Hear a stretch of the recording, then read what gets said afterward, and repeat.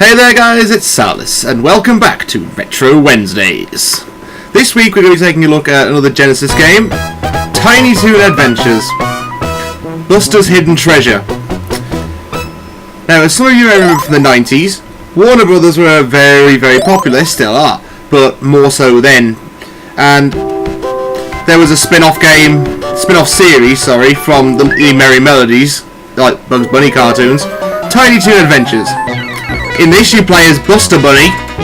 That's right, they're getting really original with the names. And your goal is to rescue Babs, who's been kidnapped by Montana Max after they found a treasure map in the basement of Acme University. That's about how thick the plot gets. And as you can see, you're fighting off rats as your enemies, and these are quite funny actually. You just trip over them, they don't do any damage, you just stumble over cans, it's really funny. And as you can see from the heads of display, I'm collecting these carrots, and there's a reason for this. The carrots, when you collect 50 of them, allow you to summon one of Buster's friends, in this case a dodo. I will show you what he does momentarily as soon as I've got one. And as with all good platformers, there's more than one way to complete a level. See if I missed any carrots? Nope. But I have taken a hit from that crow.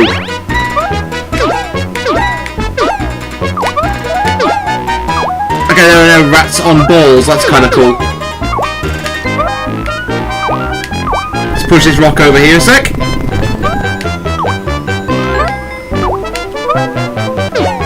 Thank you. I'm trying to find some of the cool stuff. Aha! I need that. Health pickup, good. Right, I've now got one of the dodos, so I shall show you what they do. Let me find an enemy to use it on.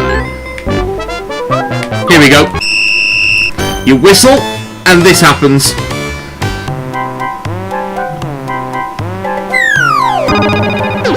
He drops an anvil, and it acts like a smart bomb. Everything gets destroyed. Very, very cool. It is advisable, however, not to use them, because you get a bonus if you don't use them, and bonuses are always good because you get score, and score is how you get extra lives. Or you can pick them up, either one works. And yes, you can run flatter into walls, because as with all platformers on the Genesis, to maximise that blast processing, oh yes, everything had to be really fast. Like Sonic the Hedgehog, and let's face it, he's blue, so of course it was going to happen. Unfortunately, unlike Sonic, Buster seems to have absolutely no control over momentum. The end of the level, you meet this guy who looks oddly like Jiminy Cricket. I'm saying nothing. I'm sure he has an actual name in the show, I just don't know what it is. And he takes you to the score screen. As you see, I've got no bonus because I did use the dodo. And you navigate around this map screen. It's quite good because you can go back to previous levels to get score and collect extra lives and such.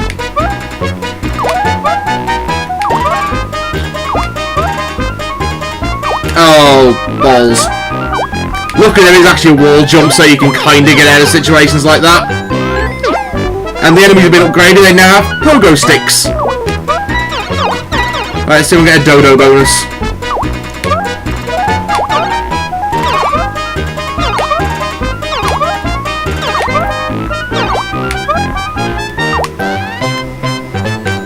Take the sky route this time, I think. If you collect a life as well, a heart, while you've still got full hearts, you do get actually a score bonus, so they are worth collecting regardless. I'm not going to kill the rat, I'm going to go across the sky and get this.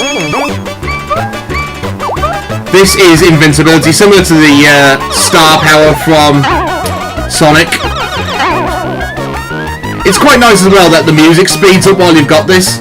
It doesn't actually really change in any way. It's still the theme tune from the show. Which again is pretty cool. It's nice to see that they're just taking the source material and just taking the theme tune and gone with it. And here's Jiminy. Hello, Jiminy.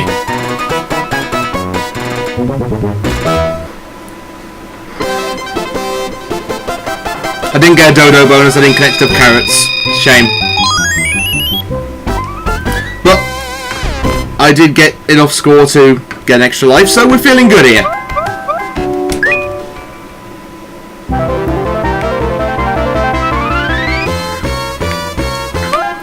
It's also nice to see that even in the first zone you aren't limited to one theme tune all the way through.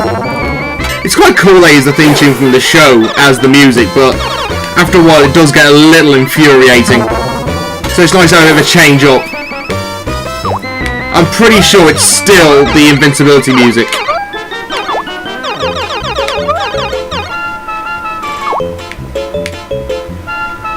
I want to get a dodo bonus this time. What's down here? Springy thingy.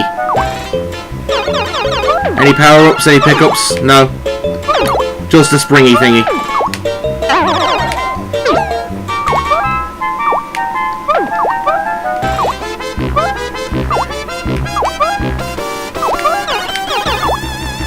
It is very much worthwhile collecting the carrots in this, and there's my dodo bonus.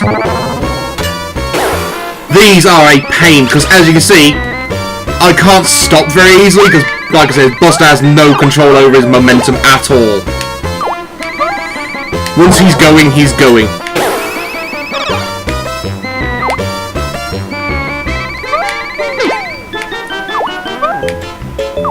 Okay, I've got a double dodo bonus, that's good.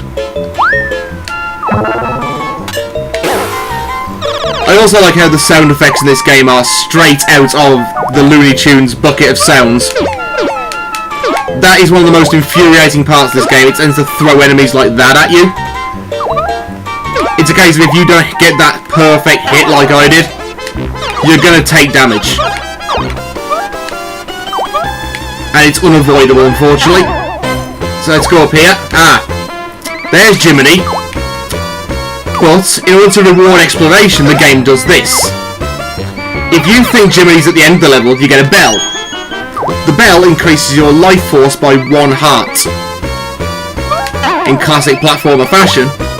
So when you see Jiminy, and he takes you to the score screen, through Acme's all-purpose hole, don't ask. As you see, I got, like, what was it, 10,000 score for the... No, sorry. Yeah, 10,000 score for the 2 dodos, so it's 5,000 score apiece. And this is the boss fights, the red stars.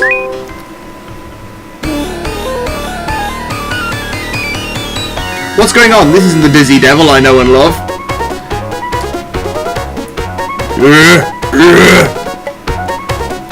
And as you can see, Professor Gene Splicer, classic name, has brainwashed Dizzy Devil. So what do you do to free him? You bop the Doctor on the head.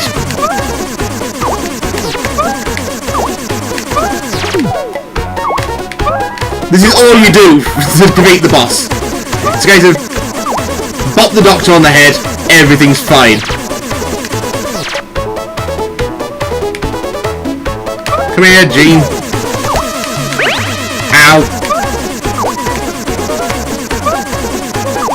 Come on, back you come. It's annoying because both the Doctor and Dizzy have a preset path and they're easily avoidable. And there we go. Hit her in the head enough times and the device explodes for some reason. And Dizzy chases her off the screen. Mind control device destroyed. Dizzy Devil free. Dizzy brainwashed by mad scientist. Dizzy okay now. Dizzy thank Buster Bunny. Hooray! You're welcome, Dizzy Devil. I hope no one else runs into that mad scientist. But of course you know they will.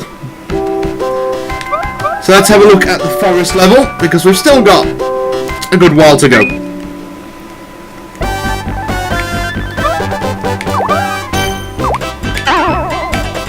As you can see in this level, our weapon has changed. It's no longer the dodo with an anvil. In this case, it's Roadrunner Jr.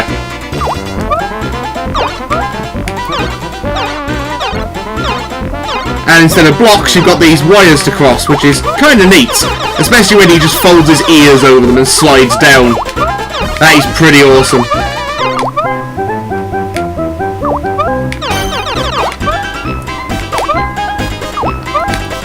Those dogs are so annoying. And those guys have projectile weapons, which doesn't make it any easier. Because you don't get one unless you collect a Roadrunner. So you kind of got to avoid, if possible, and then jump on their head. There we go. Right, let's get a Roadrunner. There we go, Roadrunner acquired. And ear slide. Seriously, that's the coolest move ever. I'm a rabbit, I'm going to use my ears. Looney Tunes logic, people. Hello, Batsy.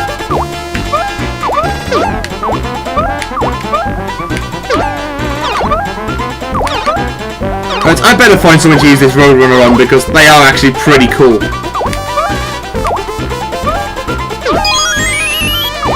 And I found something in that tree. There's a lot of hidden things in this particular level. I seem to remember from when I was little. Here we go. Right, Roadrunner test. Now, as you see, the dogs charge, but the Roadrunner does this. Meep, meep. He just runs them the hell over. That is genius.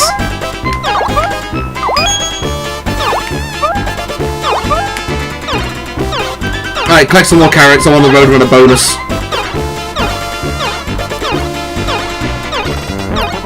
The thing about that bit is the bats don't actually follow you. They just tend to follow a path. So you're never in any trouble. Well, not from the bats anyway. Those dudes with the tomatoes are really annoying because they will track you and aim for you.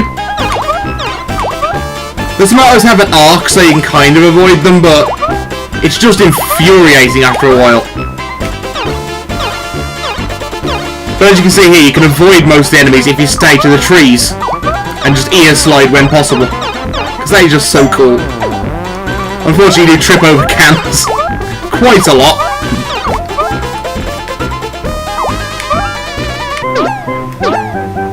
Mad skills. Hello, Jiminy.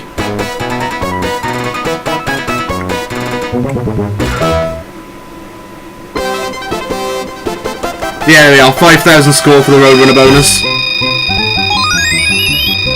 And an extra life, so I'm doing okay. I am doing okay. So let's have a look at this level.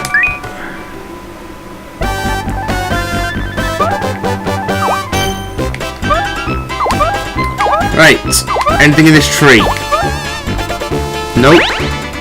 But I did take damage, whoops. There, I've had enough of you.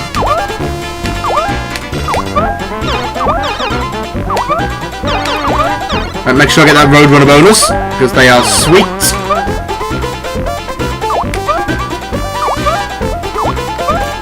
Springy thingy!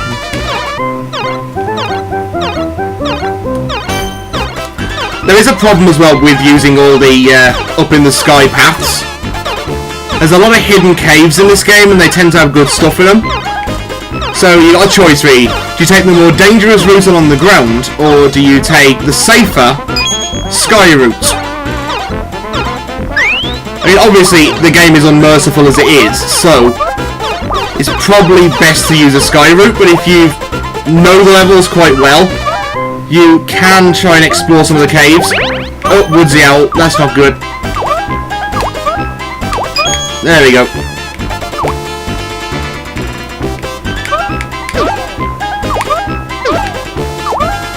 Don't know why the dogs charge. They're not bulls. Or rhinos. Or any kind of charging animal for that matter. They're dogs.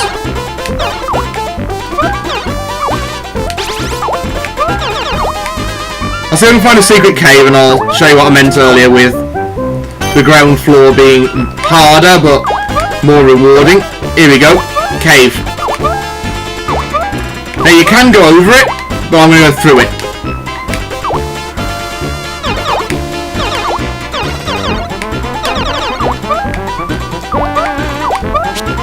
Bounce over the owl. Bat, sorry. It's a bat.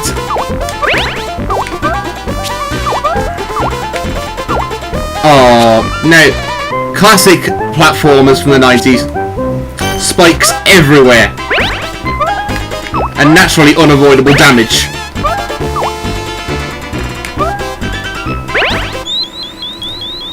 Right, please note this is deliberate because I wanted to show you something.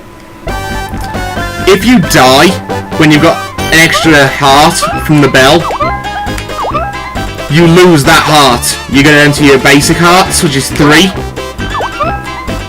Which increases the challenge rate because you want to try and maintain as much health as you can. Because some of the boss fights later on become a little more challenging.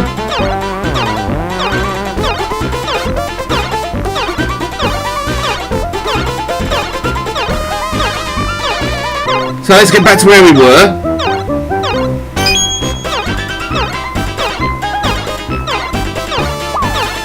This time using the sky route. Because I am so bad at these games. I've got to get back in the air.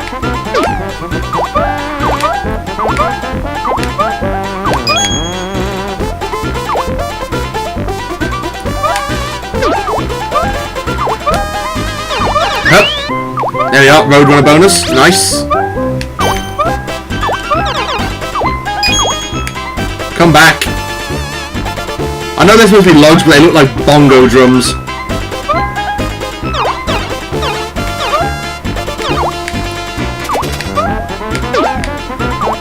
Extra Roadrunner bonus up there, I'm getting that, thank you.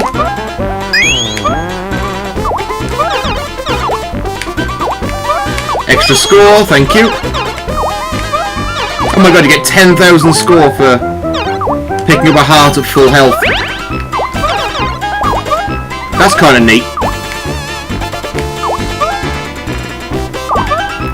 Okay, I'm back down the ground. This is the danger area. Right, avoid the dog. Kill the owl. Now this is why the ground floor is a little bit harder, because you get stuff like this. I mean, I know it's very much Sonic-esque, particularly Sonic 1. Kill the owl. And here's Jiminy. The cave we were in earlier, by the way, also contains a Jiminy cricket. So there are actually 2 ways to end that level. Kinda cool.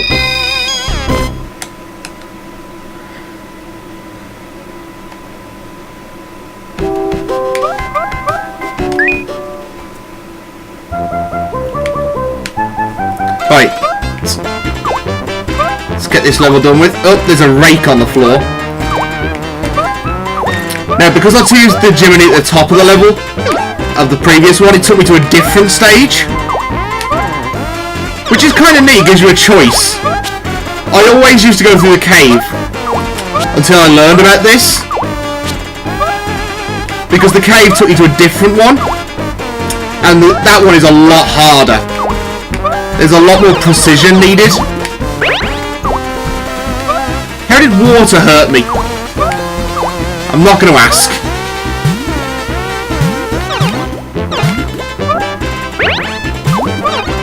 Oh, it's full of spiky mines. That's not good. But anyway, yep, this has been my look at Buster's Hidden Treasure, Tiny Toon Adventures. So, until I see you again, I've been Salis, he's been Tiny, he's been Toony, he's been a little Louie, and we will see you next time.